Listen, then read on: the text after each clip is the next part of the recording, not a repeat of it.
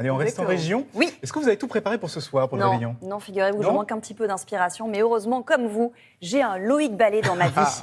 Et justement, Loïc, on va vous retrouver. Vous êtes ce matin à Autun, en Bourgogne-Franche-Comté. Vous allez nous donner de l'inspiration. Mais alors, avant de parler des merveilles autour de vous, dites-nous un peu où vous vous trouvez exactement.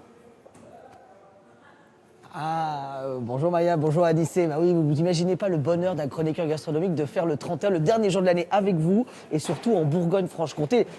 Quoi de mieux pour goûter la France que de venir en Bourgogne? Regardez où nous sommes. Nous sommes en Saône-et-Loire, on est à Autun. On est dans une ville assez particulière puisque ici il y a des halles, mais des halles qui sont installées sous l'hôtel de ville. Ça veut dire qu'au-dessus de nous, il y a l'hôtel de ville. Au 19e siècle, on a construit cet immense hôtel de ville, et dessous, grâce à ces grandes colonnes, on a pu installer un marché couvert, un marché qui prend vie ici, eh bien, on va dire les mercredis et les vendredis. Alors là, c'est un petit peu calme, il n'est pas encore ouvert, il va ouvrir à 7h.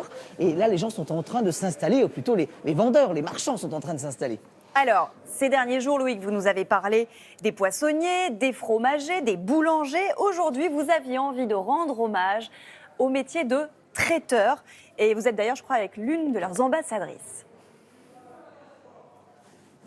Ah oui, exactement. Alors, on va parler de traiteurs. Alors, dans le métier où on parle des charcutiers traiteurs, la corporation des charcutiers traiteurs, il faut s'imaginer que avant le Covid, dans les 10 dernières années, on va dire, durant les 10 dernières années, eh bien, en fait, la baisse de l'activité a été assez conséquente. Beaucoup de charcutiers traiteurs fermaient. Autour de 3800 traiteurs en France, charcutiers traiteurs. Et ce qui est intéressant, c'est qu'avec le Covid, ou plutôt avec cette crise, avec la fermeture successive des restaurants, on a assisté à une sorte de bascule, finalement, de la clientèle qui est revenue, et les traiteurs ont gagné des clients. Et justement, c'est l'histoire de Joyce Astrid. Alors vous êtes chef, normalement, hein? Oui, tout à fait. Exactement. Normalement, vous êtes chef. Oh, je suis chef, c'est pas normalement, je suis chef. Et alors, comment vous êtes arrivé à devenir traiteur? Alors, nous, on a ouvert un restaurant le jour du reconfinement. Ah oui. Donc bonjour, au revoir, merci d'être venu. Un peu kamikaze, hein. Ouais, voilà, on est bien. Et du coup, en fait, on s'est dit, il faut exporter nos produits d'une autre façon. Et grâce à notre pâté en croûte, on a décidé en fait de faire les marchés et de s'exporter en fait sur la région avec nos pâtés. Incroyable, ils sont magnifiques ces pâtés croûtes. Mais il y a d'autres produits un peu stars des traiteurs. Lesquels précisément, Loïc? Alors oui.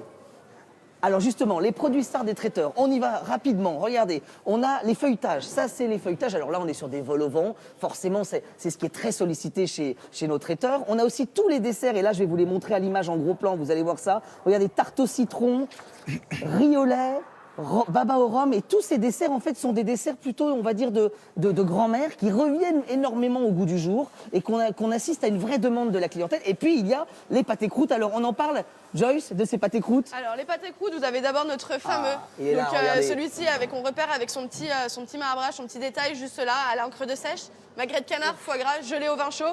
Mais aussi on en a plein d'autres assez festifs. Celui-ci on adore, volaille de Bresse, vin jaune avec ses petites noisettes. Celui-ci c'est le Paris de veau. Paris de veau, volaille, riz de veau. Avec des riz de veau? Avec des riz de veau, incroyable. pistache. Celui-ci il est au homard. On fait une farce avec du homard, médaillon de foie gras.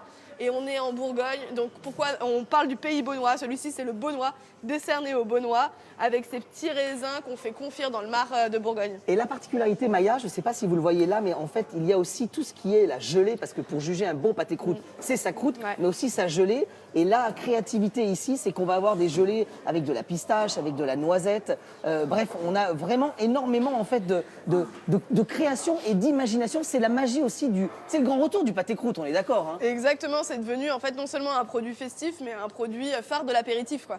Alors, juste, je vous propose, allez, rapidement. Oui, vous n'avez pas des petites idées? Oui, je suis sûr que Anissé et Maya manquent peut-être d'idées, non? Exactement, donnez-nous des idées. Oui. Regardez, alors, rapidement, on vous propose un petit vol au vent, là, attention. Donc le vol au vent traditionnel qu'on retrouve ici avec volaille, riz de veau, les belles morilles, une sauce crémée au vin jaune.